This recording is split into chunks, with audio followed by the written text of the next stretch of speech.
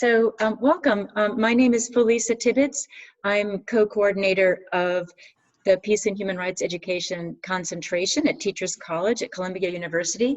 I'm also chair in Human Rights Education at UCCHRE University and on the steering committee of the sponsoring organization for this webinar, the UCCHRE, which is the acronym for the University and College Consortium for Human Rights Education. This network is made up of members of the university and college communities globally engaged in human rights education. And the mission of the consortium is to further human rights learning, research, policy, and practice within and across the university and college communities through collaboration. So needless to say, the topic for today, human rights education from the perspective of students, is very central to the mission of the UCCHRE. One of the main principles of human rights education is to ensure that it's learner-centered.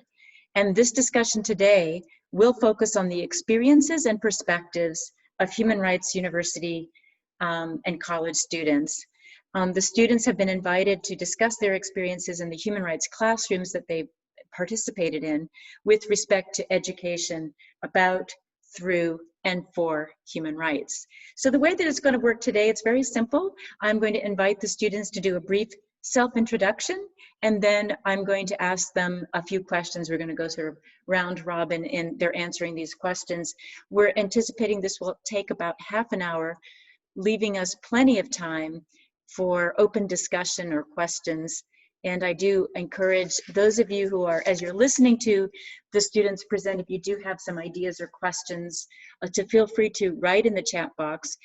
We won't be getting to any of the questions until after the students have presented, so I ask for your patience with that. I hope that that's okay. So we have 4 students. I'm going to suggest to the students, if you don't mind, that you actually speak in this order, just because then there's not a mystery of who's going next. So I'm going to say their names really briefly, and then I'll give the mic over to Irene. So we have Irene Sotirio from the University of Connecticut. We have Nina Bamberg from Teachers College of Columbia University. We have Mary McLaughlin from the University of Dayton, who's also now a PhD student in Syracuse. Congratulations. And we have Rowena Kosher from Columbia University. So Irene, Nina, Mary, Rowena, that will be our order. Irene, welcome, a warm welcome to you students. Thank you so much for taking time out of your day to join us. And let's begin with Irene at the self-introduction. Hi everyone, thank you for coming and thank you for having me. My name is Irene and I'm a statistics and cognitive science major at UConn, and I'm organizing UConn Human Rights Symposium this year, so very excited to be here, and I'll pass it along. Hi, I'm Nina. I'm a former student of Felisa's at Teachers College. I am a recent grad in international education development with a concentration in peace and human rights education. And I'm currently the director of programs at an organization called United for Social Change, which focuses on civic education and like fostering civic leadership among students of all ages. Hi, I'm Mary McLaughlin. I graduated from the University of Dayton in May with a bachelor's degree in Human Rights, English, and Women and Gender Studies. And I just am wrapping up my first semester of a PhD program at Syracuse in political science. Hi, my name is Rowena Kosher. My pronouns are she, her, they. I am in my last semester at Columbia University School of General Studies, majoring in human rights with a concentration in gender and sexuality studies. Wonderful. And just hearing about the different concentrations and majors that you all have makes me so excited to hear what you have to say. We do have primarily people who have had undergraduate experience in learning about human rights, and Nina was a graduate student at Teachers College, so we also have some diversity there as well. So students or former students, what do you think, as people who have studied human rights or human rights education, what do you think that what do you think human rights students should learn, or what do you think students should learn who are studying human rights, right? Think about concepts or knowledge, if that helps. Skill sets might be useful for practice perhaps at some point, or ways of thinking, and also attitudes and values. Those are sort of prompts. You don't have to address all of those, but you might think about those. Okay, so Irene, can we begin with you? Absolutely. So I think that one of the things that we're seeing students sort of lacking in, and I'd like to see improved, is the ability to kind of critically assess and engage with perspectives that we don't necessarily agree with. So when it comes to human rights education, it's very easily to get our emotions involved, and that's human. But at the same time, we don't want to experience what we're already seeing as a polarization in thought within the human rights field. So I think it'd be interesting for educators to start to push towards accepting, the introduction of new perspectives and seeing how we can engage with those perspectives in a way that encourages, a safe and supportive environment at the same time. Thanks so much, Irene. Great. Nina. Yeah, so thinking about like the knowledge portion of it, I definitely think like the history of how human rights has like evolved over time, or the concept of human rights has evolved over time, is like a really important frame. And then I also think like kind of on the skills side of things, and particularly coming from the perspective of like working in education, I think it's really important to learn how to frame human rights, like how to outside of our own classrooms, like when we go out into the world and into our jobs, to like know how to frame human rights like in a way for people who haven't studied it. And so I think some things that are important are obviously like making sure you know how to talk about human rights in a way beyond like human rights violations, and like the broader spectrum of human rights. I think particularly in the US, there's like a lack of like using human rights language to describe a lot of issues that go on here. So I think particularly like learning those skills of how to like kind of translate talking about human rights in the real world, and then go on to like, and then obviously when you're working with students, from my perspective, like again, knowing how to like frame human rights in a way that isn't just like a dump of terrible statistics and like, a depressing list of horrible things that are happening in the world, I think is really, really important. So I guess like on the skills side of things, like I found very valuable, like learning how to like frame talking about human rights in a way that is like accessible.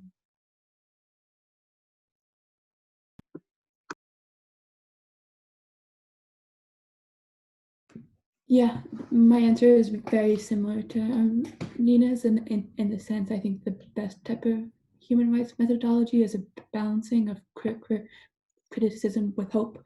I started human rights in a very different pre-2016 world, and I came in with like the kind of idea that human rights could save the world. And I remember sitting in my first class and learning about the UN and imperialism and the Security Council and vetoes and like the lack of enforcement mechanisms. And like I remember my heart like breaking. And because I like went into human rights looking for answers and solutions, I kind of figured that, oh, if the institutions that we built aren't good, they must be bad. And like I think human rights criticism is super important. My program director had this kind of idea that the people who study human rights should be the most critical of human rights, which is absolutely true, because like as great as human rights are, they are entrenched with a lot of really problematic ideas about white saviorism and like what a human is and isn't.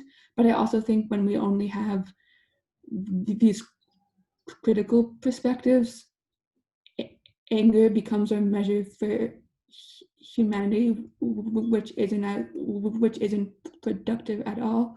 Something I've come to value is like a disciplined hope. And I think the more I've learned about political science and what makes good social science, I've kind of realized that sometimes hope is everything social science isn't. If like social science is based in an empirical reality and unbiased, it's hard to have hope and look for a world beyond what numbers reflect. So I think what hope and criticism have to be is a balancing of epistemologies, right? And learning to identify systems of oppression that keep us apart through rigorous social science and a historical lens, but then also being hopeful enough to have the discipline to continue to be surprised by the good that persists when our institutions seem inevitably flawed. And I think that entails making room for friendship and empathy and learning through stories, because I think the best way to learn about good is by taking seriously the places we've experienced it and looking for the surprising and kind of impossible ways that humans manage to weave threads that hold them together despite institution structure to keep us apart. I'll try not to echo what's already been said, but I think besides the basic theories of human rights and the origin stories of human rights, how the system works, those are important for a foundation. But I really do believe that it's vital that we take that we consider human rights education from a really critical mindset, particularly being able to examine equally as much as we are examining who is included in the system, also examining who is excluded from the system. And how our discourse and the way in which we teach sometimes can perpetuate those, or alternatively can offer a critical means of challenging those. So as Mary said, for example, keeping an eye out for the really Western history of human rights and the Eurocentrism in much of the discourse. And along with that, understanding that this is a really unique field because it is very interdisciplinary and it lends itself to that nature. So understanding that human rights intersects with all kinds of fields of study. So familiarizing yourself as a student and an educator with the key theories of those disciplines. So disciplines from feminism, queer theory, critical race theory, political science of social movements. And then along with that, I think a technical skill that I'll push is writing an effective communication, because I think that's so key to this field, being able to explain what human rights is and get into a really complicated and nuanced discussion in a way that is accessible to many folks. Thank you all. I can't wait till we get into conversations with you.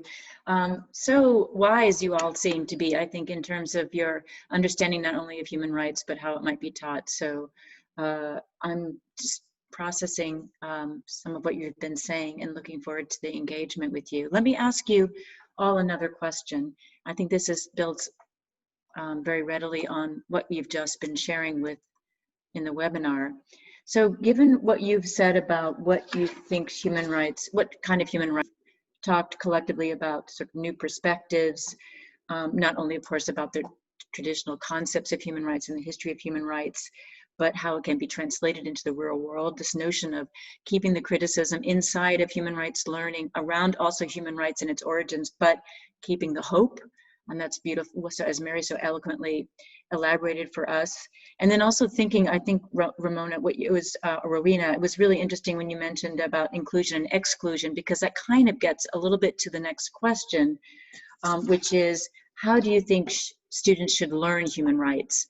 Not all of you have been trained as educators as Nina has been, but given your own experiences in human rights classrooms, and some of you have taken several courses, what were the kinds of techniques that professors or instructors used that you felt were really powerful for you in terms of engagement with human rights, or engagement with hope, or critiques, or whatever were residues of your experience in human rights classrooms?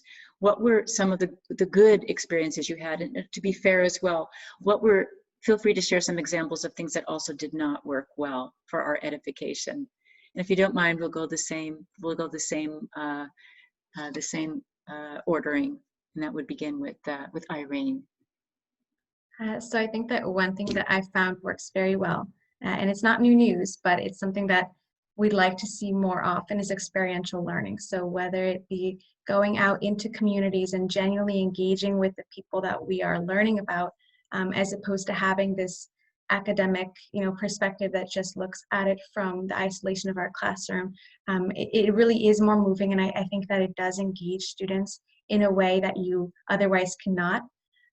So experiential learning, going out in communities. And then I also would like to echo a point that Mary brought up on the flip side about what, doesn't necessarily work. And when we think about white saviorism and this tendency to kind of present vulnerable people as solely vulnerable people defined by their affliction, as opposed to looking at these subjects from a more holistic perspective, where we, really take into account every aspect of a people's affliction, and what else are they beyond that. It's important that we make sure to humanize the people we're speaking of, so that we're not just looking at the subject as, we're here to save people, but rather we're here to work with people to improve communities.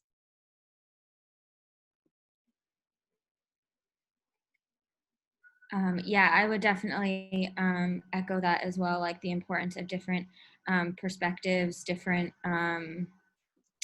ways of engaging with the material and fully, understanding the impact of it, and everything like that. And of course, like I think as far as creating like an inclusive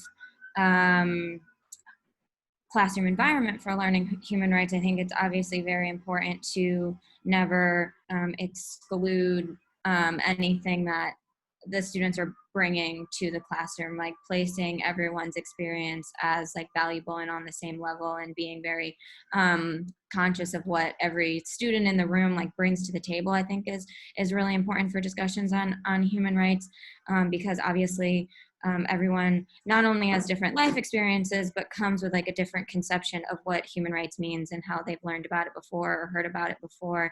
And particularly if you're in a classroom of students with like a diverse background, like that could mean different things. And I think having those feeling like the everyone's perspective is put on the same page, I think is really important. And then I think along with kind of what I said before, and Lisa, I'll call you out as one thing. I was always appreciative in the classes I took with you as like, I think you and things that I've gone on to use as a teacher, but like kind of like professors not being afraid to use some techniques as particular, and this I think is probably common in the field of education, but kind of bringing in activities in the classroom that might seem childish for like adults to be learning in a university classroom, but are very helpful to kind of like demonstrate an activity for like teaching human rights and talking about human rights outside of the classroom. So whether that be in like a curriculum class or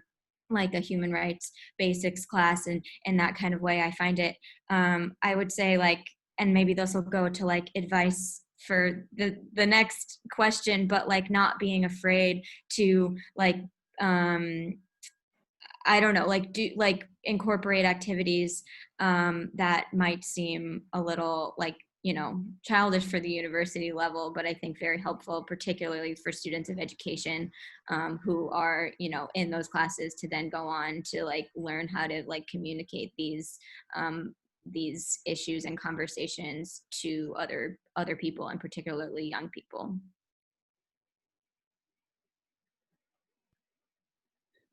Those were both great answers, and I'm going to echo what Irene said about experiential learning, and give an example of a type of experiential learning I found super valuable.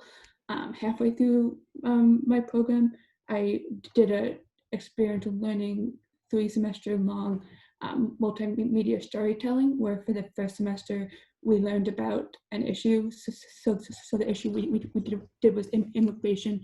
So we did a semester learning podcasting techniques, the ethics of storytelling, and substantive information about immigration. Then we spent a couple of weeks at the border conducting interviews and taking pictures to produce a podcast and multimedia exhibit, and then we spent the next two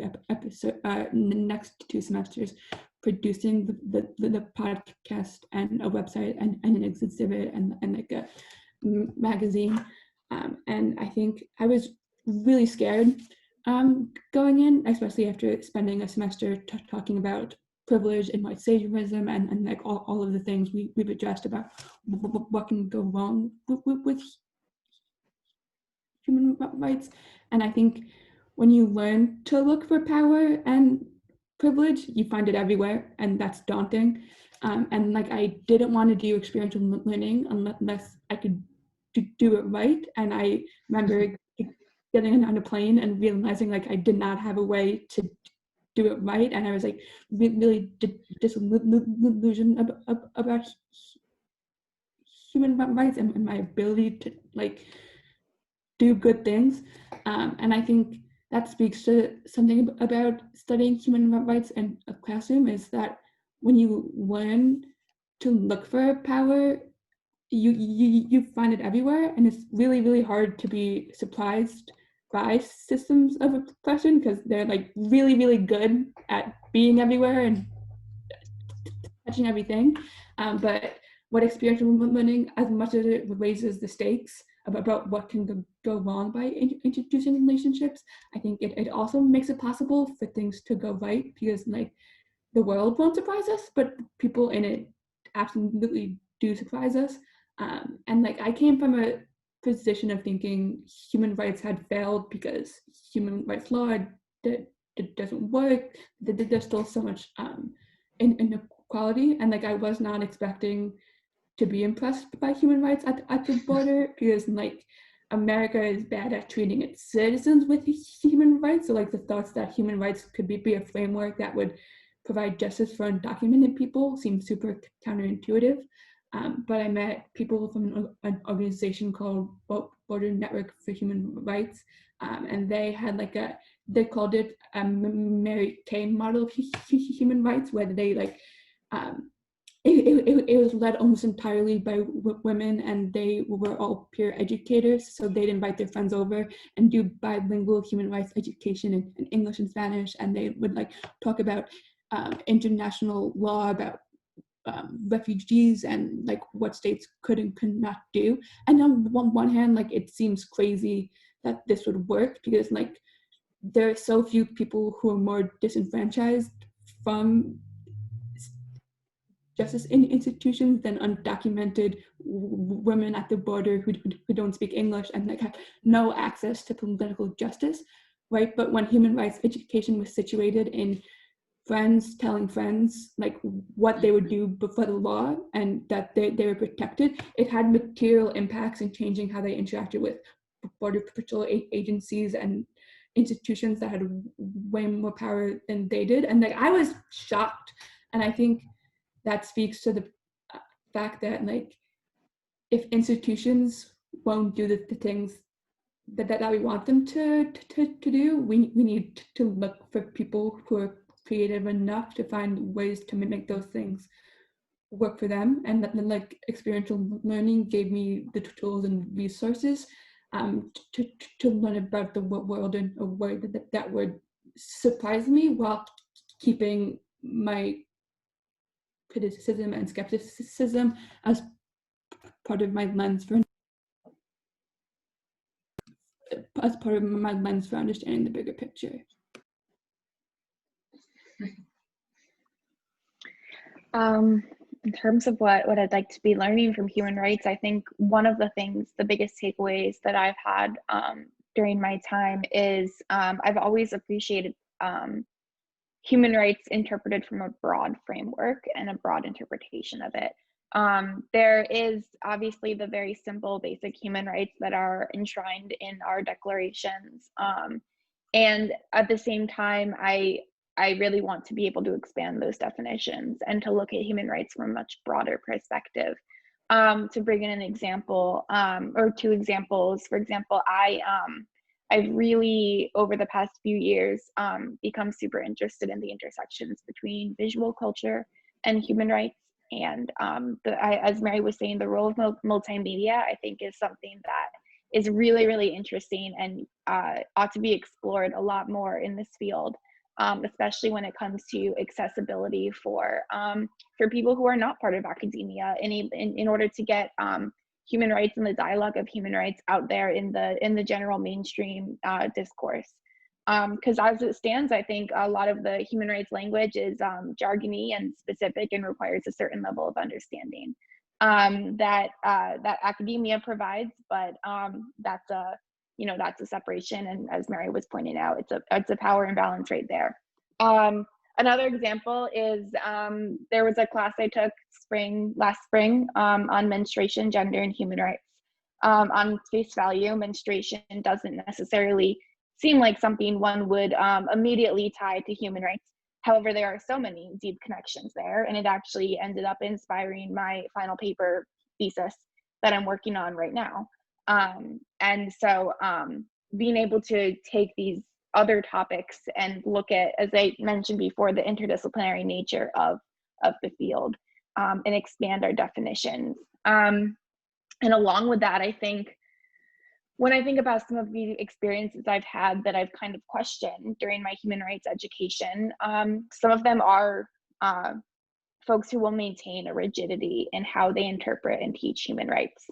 And along with that, I think it is connected to the world of academia and academic elitism in terms of also the kinds of sources that are accepted or the kinds of sources that are brought into the classroom.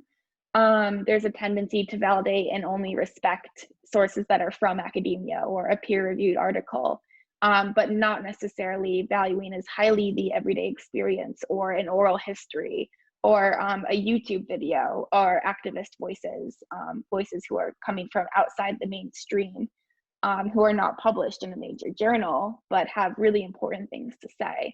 And along with that, I think bringing in current events is super important. So making courses, constantly updating them in regards to what's happening right now. Like, how can we take this is along the experiential learning thread, but how can we take the theme of this class or the topic that we're focusing on and think about how it applies to the world right now as it's, unfolding in the moment. Well, I thank you all for your response to the questions, how students should learn human rights. So in summary, I have my notes show experiential learning, and several of you mentioned that. Also avoiding treating vulnerable groups as victims, but retaining their agency and their ableness, if you will. Different perspectives, allowing all experiences to be brought to the table. So I guess environment of mutual respect. Also actually doing activities if you're in education that you could possibly do with other groups. So actually having the experiences you might give to learners later on. A couple of you touching on multimedia as a form of learning, as sources, but also as products for your own human rights learning. Very interesting. The topics of power and privilege and how to make that more transparent, sort of pulling back the veil of power and privilege in society. Peer learning as a strategy, great. Very powerful comments, I think, Rowena, about academia and its own limitations in regards to how it might be taught in some traditional ways. You implied that without going into details, but also what's considered a good source. And if we do want human rights to be relevant in everyday life, then perhaps we need to be pulling from everyday life experiences, lived experiences, journalistic experiences, and so forth. So much to think about.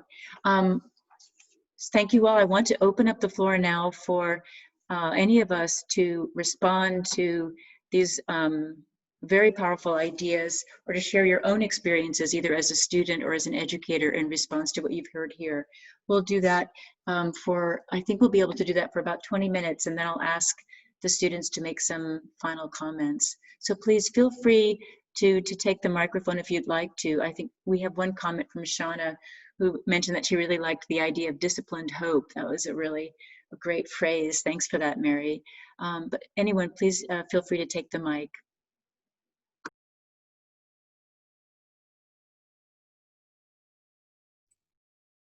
I'm happy to jump in if no one else has a question ready yet. So my name is Sandra Sorrett. I'm a postdoctoral fellow at the Human Rights Institute at the University of Connecticut. And I really appreciated the example, Mary, that you gave about the Border Network for Human Rights and your experience there. I'd love to hear from any of you if you could share an experience you had in the classroom that you felt was really powerful and stayed with you, whether it was an exercise or a resource that you felt you could really take away. And that could be through online learning or in person, but anything you could share would be helpful. Thanks.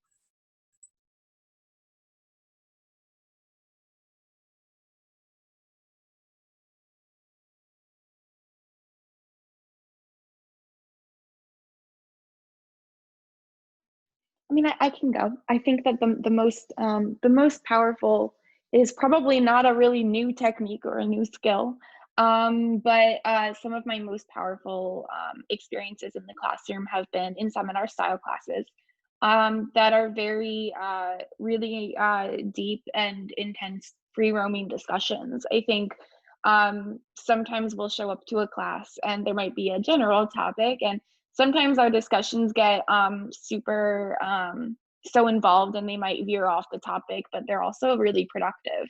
So I've always really really enjoyed the opportunity that professors will provide when they allow an open floor for discussion to occur, even if it slightly strays from the agenda. As long as it's productive and exciting and bringing up really interesting ideas, I think connecting with peers is really the way that I've learned almost everything here in terms of practical experience and thought and challenging my own thoughts and bringing up new points to other folks. So, I mean, I love having small group discussions with other people. Thank you very much. It's really helpful. All right. Sorry, can I ask a question? Thank you very much. I'm Corley Gilumee from social work at University of Pretoria in South Africa. And I just want to ask you students that when you were students, how important was it for you to have an opportunity for personal reflection and personal growth? You talk about challenging viewpoints, things that you experienced. Do you feel you want to have more time to write in a journal, to reflect on who you are, your own value system, etc., or is that not so important? How much emphasis would you put on something like that, or would you rather learn more from examples or experiencing things or theory? I can ask you that. So I think that was one of the most valuable parts of my human rights education, and the space in which I saw that happening the most was we had a capstone. So my as a human rights major, I was in like a cohort of like 12 people, and we all became like really close. And senior year, we had like a semester where it was like reflecting on the experience and designing a project and professional development. And one book we read that really facilitated great reflection was what is it? Strangers Drowning by Larissa Mifakwa, and that speaks to the idea of people as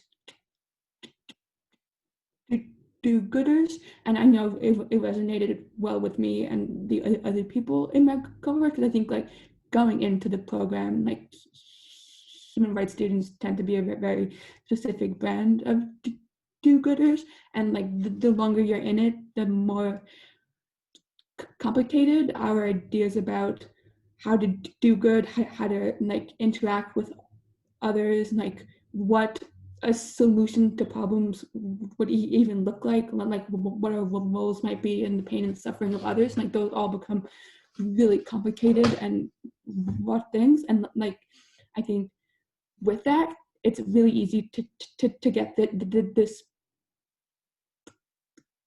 paralysis and just like kind of wash your hands of things you can do well. So being in like a space with my peers and being given like creative writing prompts about those types of reflections and our own identities and our plans for the future gave us resources to work through that reflection, and then embedding that reflection in relationships and friendships, we were able to model that kind of imperfect but like committed approach to doing better with each other. So that was super valuable. Yeah, I'd like to actually echo that, and I'm taking a course at the moment, a Women, Gender, and Sexuality Studies course, where the professor has paired reflection with discussion, which I think works really well.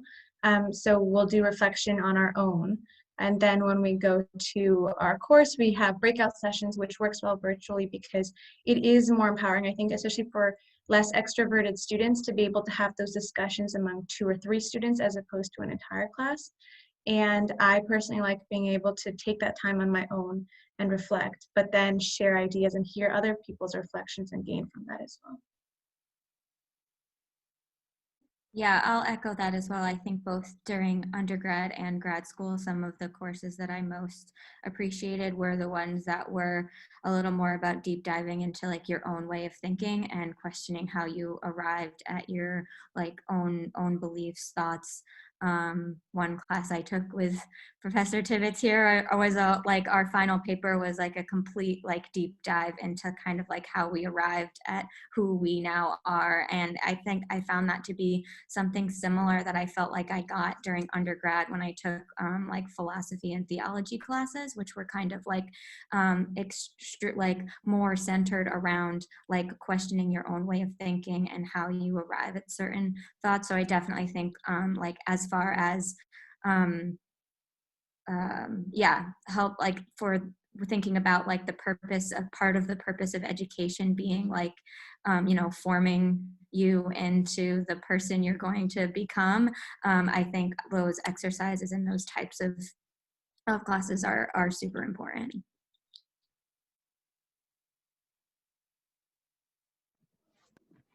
Following up on your point, Nina, and this general question was a great question, Corley. Do you think that human rights education actually does that well, or does it better perhaps than other subjects that students might take at school and university, or is it exceptional? I don't think it should be exceptional. I think maybe often it becomes that way. I think almost to like the points that maybe Mary was making or someone else was making about like the type of person that might be attracted to this field or end up being a human rights educator might come with their own values about why these types of exercises are important, but I don't think it necessarily has to be exceptional to this field. I think it in some ways is uniquely positioned to be, but kind of like I said in my previous answer, like I do feel like I got some of that type of reflection from classes in undergrad that fell kind of in the like philosophy and theology like subject range, which again were like more centered around like deep dives into your own ways of thinking. So I think in some ways the human rights field is like uniquely positioned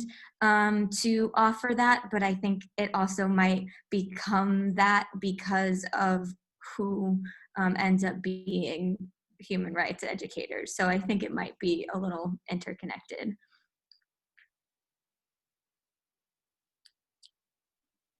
I think that human rights is not necessarily exceptional per se, or if it is slightly more exceptional, but not exclusive in terms of its recognition of positionality. I think that it does place high emphasis on that, and I think the nature of what we're learning and the thought of how these theories would apply in practice in the human rights field or in a human rights-based career does make human rights students really hyper aware of positionality, or at least I should hope so.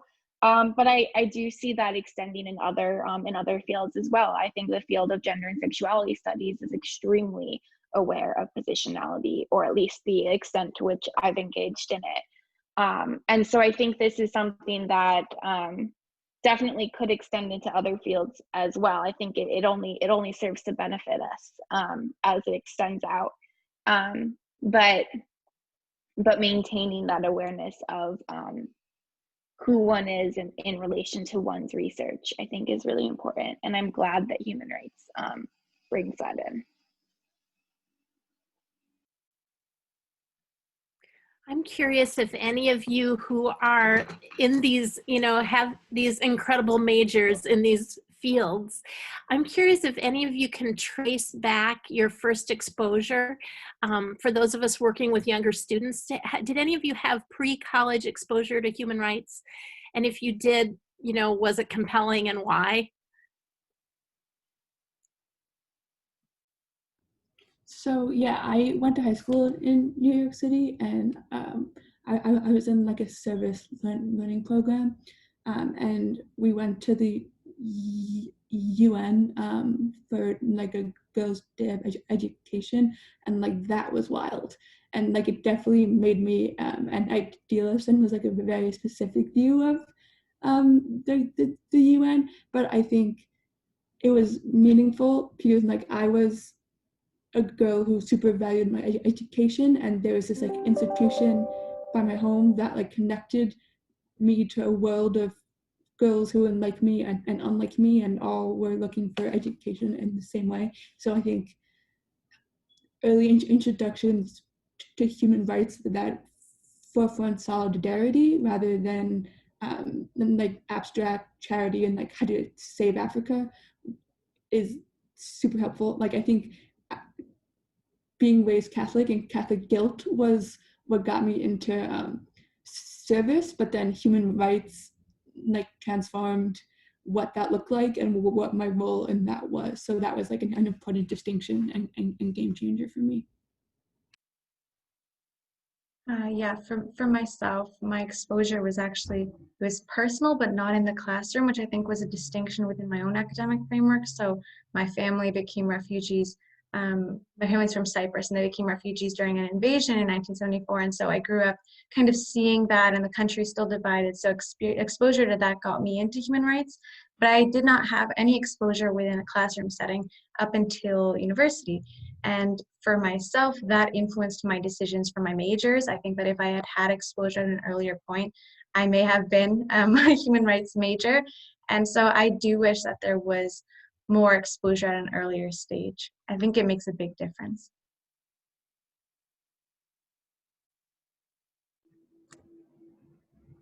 I have a question related to the teaching of attitudes and values. Because I've heard some individuals who teach human rights say that either they feel it's implicit, or students who are taking their classes are already committed to these values, or they otherwise feel that perhaps it's not their place to try to teach values in a classroom. And I'm curious what you all think of that, and also if you have had experiences where you felt your instructors were deliberately trying to teach attitudes and values, what your experience with that was. I think often values comes down to the size of our circle of concern. Like I think values start with empathy, and empathy is something like a learned skill, not something you have. And I think when I found I disagree with people, like no one wants human wrongs. Like that's people value human rights and human like human dignity, but I think people need to learn to care. And honestly, storytelling and literature and I think are really effective tools at like learning to strengthen and build empathy as a skill, rather than just like pushing values. People, I think people will care so far as they have the resources to care and a voice and arena in which like they feel like their care transforms into like an actionable thing they can do. Yeah, I'll definitely say that, like, from my experience in like classes I'm teaching now that cover like a lot of like big and sensitive topics with a very young audience, I think being conscious of values and attitudes is super important because, like, right, I think often and like, I mean, we start off like the semester or like during the summer, it was every week, kind of like really setting the stage for like, this has to be a safe space for people to, like, for every student to be able to share their opinions, especially since a lot of the students in the group like are engaging with these topics for the first time and really thinking about them for the first time, and kind of setting the stage that like there's no like wrong answers in this space, and being respectful of each other's time. And I think particularly now on Zoom, it can almost be like a little bit harder to like, I mean, like, you know, adding that whole like Zoom classroom management on top of it, where like some students are only half paying attention, or like, you know, randomly interjecting with thoughts, only listened to like a couple sentences, stuff like that. So it's, I think, a whole nother added level of kind of trying to teach attitudes and values, as far as just like respect, empathy in the classroom, and also kind of just, yeah, through the like engagement with these like super important topics, also bringing in the like being kind to themselves while exploring these topics, like, you know, encouraging self-awareness and you know, being conscious of like how much you can handle if you have to step away, like all of those kind of things, like really trying to bring those types of like attitudes and values, especially like, I mean, I'm working with like kind of like middle school age students. So I think especially at a younger age, like extremely important to kind of like set a certain like expectation of attitudes and values in the classroom. I've found to be like helpful when engaging with these topics.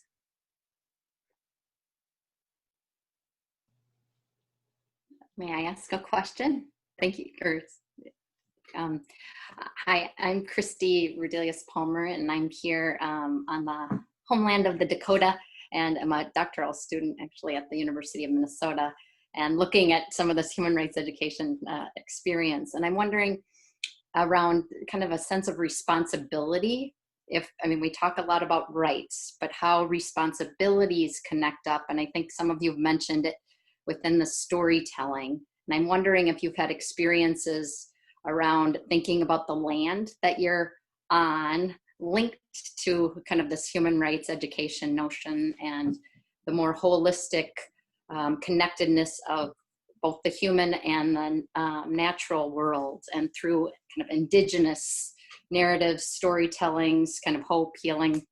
I don't know, that's just a bit of how you get out of the paralysis, but whether or not that's come into your learning and questioning processes through teaching.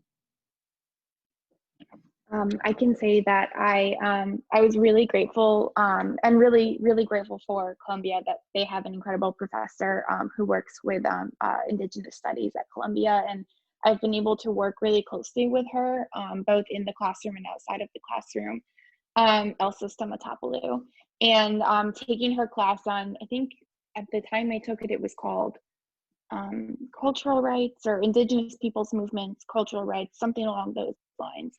And it was really impactful. And prior to that, there was recognition at Columbia occasionally that we are on Lenape land.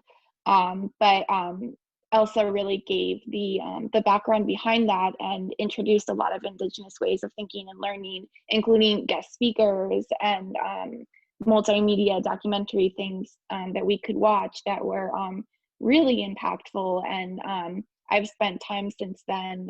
I've done some research on traditional ecological knowledge and the connects between that and how how this is, especially Indigenous women, how they hold this knowledge particularly. And I was able from my work with Elsa to go to the UN and participate in one of the Indigenous Peoples forums where they were speaking about Indigenous participation in the UN. and I've done some research assistantship for her. But all that is to say that I think it's definitely under-recognized in the formal human rights system, the role of Indigenous peoples' rights, at least in terms of participation and in terms of the fact that there is I recently had a professor argue that collective rights are inherently in conflict with human rights, which is something that I deeply disagree with. But I think it goes to show that there are still some debates within the field. And my experience with Indigenous rights and my the experiential ways in which I've been able to engage with Indigenous peoples has been really powerful. So that's something that I would love to see more of as well.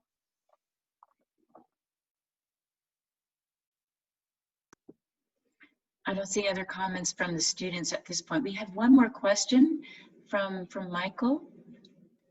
Thank you. So I know we only have a few minutes, so I'll ask you quickly. First, I'm Michael Buckley. I'm a professor at Lehman College at the City University of New York. And we have a human rights minor that I'm involved with.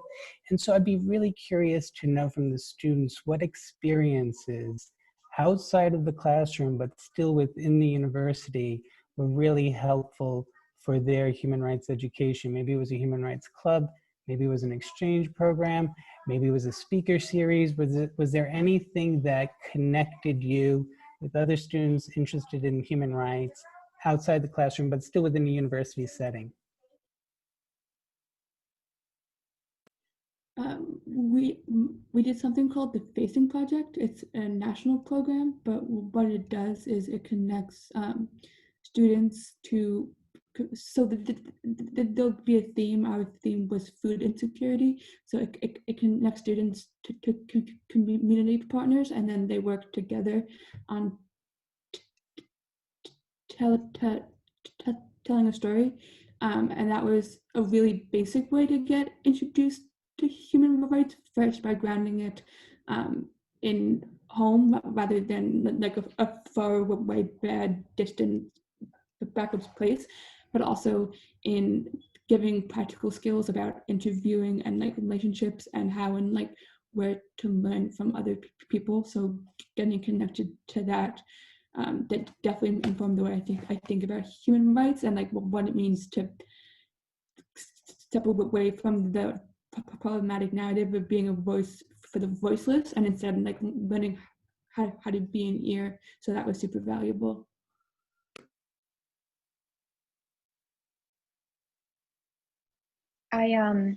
One thing that Columbia has is we have a human rights blog through ISHR, and the blog, its name is it's called Rights Views, and I joined that actually really soon after I started at Columbia. So I think I joined fall or spring of 2017 as a staff writer, and I've been the editor for now two and a half years maybe now of that blog, and it's a really great chance to, thanks Christina, it's a really great chance to connect with other human rights students, as well as students who are interested in human rights but aren't necessarily majoring in it. But the staff writers are all volunteer, but most of them are people who are human rights majors, and it's a chance to we go to a lot of the events. We have really two different types of coverage. We'll go to events that Columbia hosts, such as this one, for example, like events or cross events. And we will report on those, but we'll also do analytical pieces, with it being more outward facing as well in terms of accessibility for other people who aren't necessarily at Columbia or in academia to be able to read about the newest updates in human rights. So that's been really fun for me.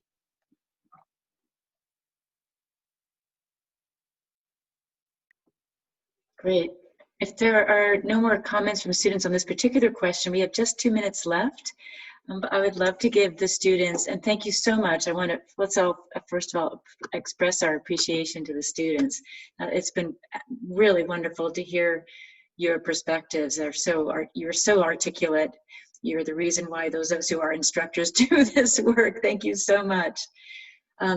But in the final 2 minutes, if I may, I'd like to invite those students who would like to comment on, what advice you would like to give those of us who are instructors or professors or facilitators of human rights education in a sentence or two, if you would. I would say too, just don't be afraid to be as intersectional and collaborative as possible. I've always loved a class that's taught by multiple professors that uses, I know Rowena mentioned multiple mediums, so that's always exciting, it's always engaging, and it's a great way to get students into the human rights field in general.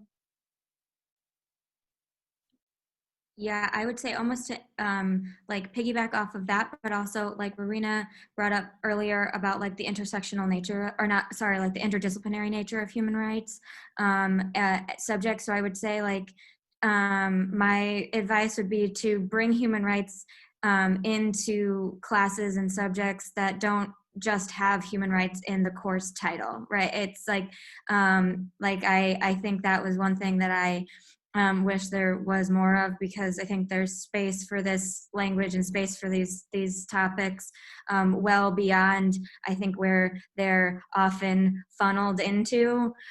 So I would say encourage all professors to recognize that it is a very interdisciplinary subject, and to not just funnel it into courses that have human rights in the course name. I would say the most dangerous type of human rights student is one who feels comfortable and secure in what they know about the world and how the world works. So to get around that, I think it's super important to model curiosity and what you learn from others. Because I think it's far more important to come into the classroom understanding where to look for answers and who to empower as a knowledge and an expert, rather than having a student graduate with a sense of expertise.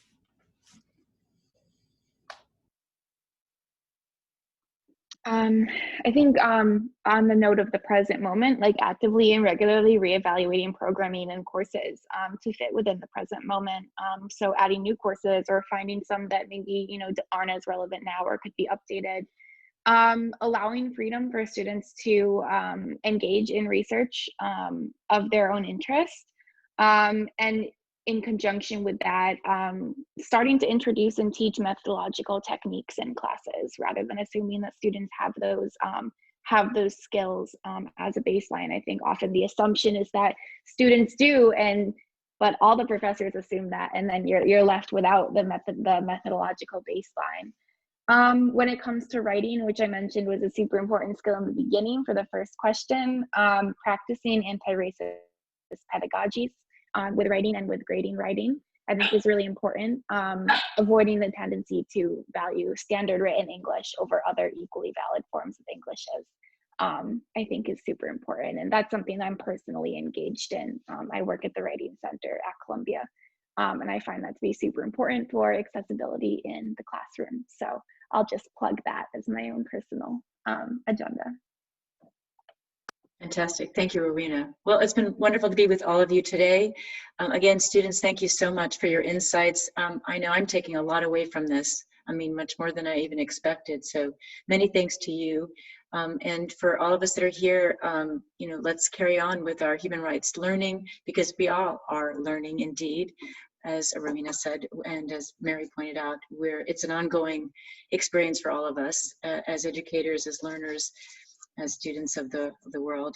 I wish everyone a wonderful weekend ahead and hope to see you in the next webinar. Bye. Thanks. Everyone.